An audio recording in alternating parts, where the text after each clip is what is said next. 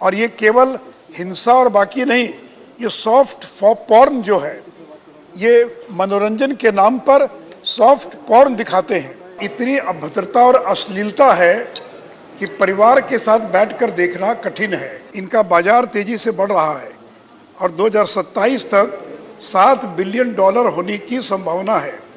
मैं OTT platform पर जो ऑब्सीन कंटेक्स्ट है उस विषय पर पाबंदी लगाने के लिए मैं शून्यकाल में खड़ा हुआ हूँ। मध्य OTT यानी ओवर द टॉप ये जो प्लेटफॉर्म है, जैसे Netflix, Amazon, Disney, Viacom 18, Apple TV, Reliance broadcast, Hotstar, prime video, ऐसे 40 से ज़्यादा OTT प्लेटफॉर्म हैं और इन अधिकांश प्लेटफॉर्म पर जो प्रदर्शन किया जाता है सीरियल्स का, उसमें हिंसा, वल्गैरिटी, ऑब्सीन, गाली गलौज की भाषा, किलिंग को ग्लोरीफाई करना, ड्रग्स को ग्लोरीफाई करना और इतनी अभद्रता और अश्लीलता है कि परिवार के साथ बैठकर देखना कठिन है।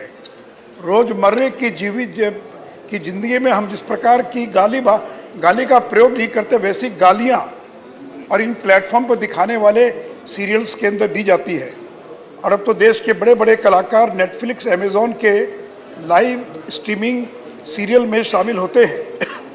सती महोदय, ये जो OTT प्लेटफॉर्म है, इनका बाजार तेजी से बढ़ रहा है और 2027 तक $7 बिलियन होने की संभावना है।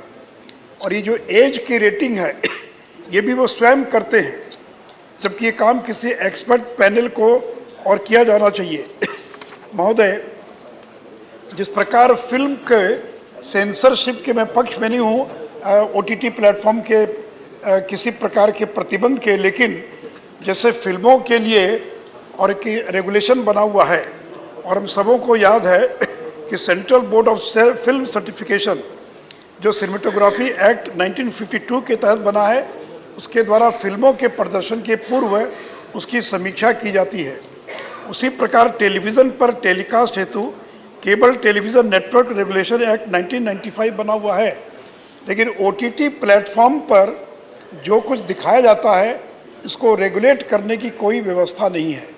माननीय मंत्री ने भी इस पर चिंता व्यक्त की है। तो मैं आपके माध्यम से सदन से ये आग्रह करूंगा कि भारत सरकार को इन OTT प्लेटफॉर्म पर दिखाए जाने वाले प्रदर्शनों को रेगुलेट करने के लिए कोई रेगुलेटर बनाया जाना चाहिए। अब ये सेल्फ रेगुलेशन है, उसमें रेगुलेटर की उन्होंने अपना एक रेगुलेशन बनाया रेगुलेट करने का, लेकिन सरकार की ओर से उसको रेगुलेट करने की कोई व्यवस्था नहीं है। और ये केवल हिंसा और बाकी नहीं, ये सॉफ्ट पॉर्न जो है, ये मनोरंजन के नाम पर सॉफ्ट पॉर्न दिखाते हैं और इसका परिणाम है कि बच्चों से लेकर हर उम्र के लोग और घरों में जिस प्रकार से इसका प्रदर्शन किया जा रहा है।